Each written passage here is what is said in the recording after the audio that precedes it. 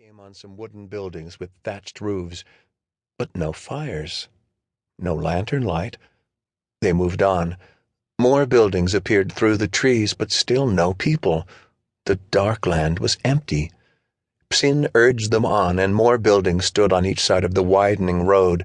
They followed a turn out of the hills onto a plain, and before them lay a black, silent city. No lights, no voices. Only the wind, rubbing branches together over sheeting surfaces of the big, black, flowing river. The city was empty. Of course, we are reborn many times. We fill our bodies like air in bubbles, and when the bubbles pop, we puff away into the bardo, wandering until we are blown into some new life somewhere back in the world. This knowledge had often been a comfort to Bold as he stumbled exhausted over battlefields in the aftermath, the ground littered with broken bodies like empty coats. But it was different to come on a town where there had been no battle and find everyone there already dead. Long dead, bodies dried. In the dusk and moonlight they could see the gleam of exposed bones, scattered by wolves and crows. Bold repeated the Heart Sutra to himself. Form is emptiness. Emptiness, form. Gone, gone, gone beyond, gone altogether beyond. Oh, what an awakening. All hail.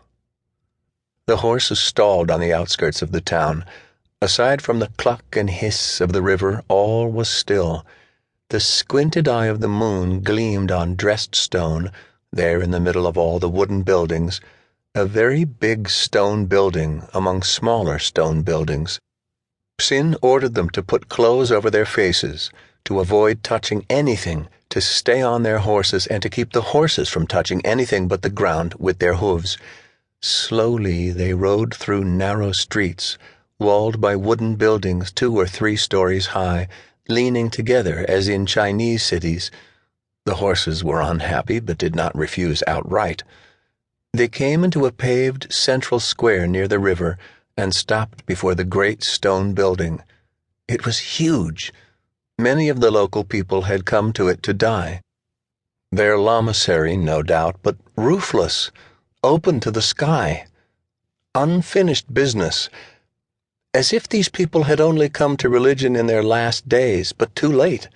The place was a boneyard.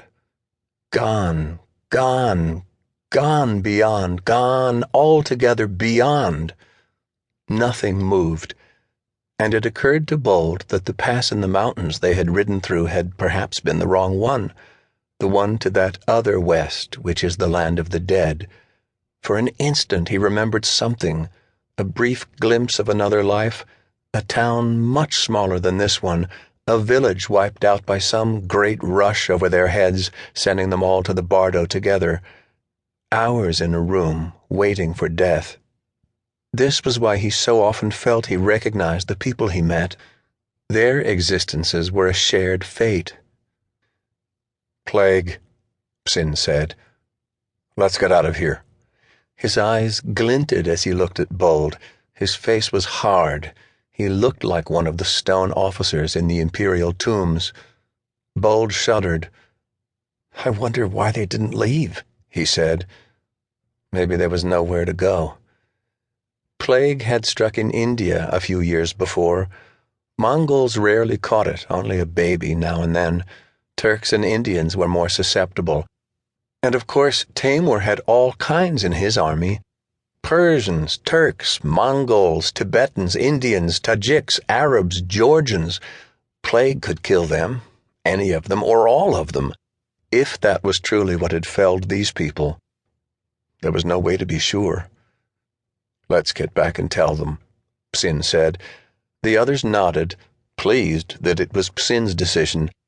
Taimur had told them to scout the Magyar plain and what lay beyond, west, for 4 days' ride.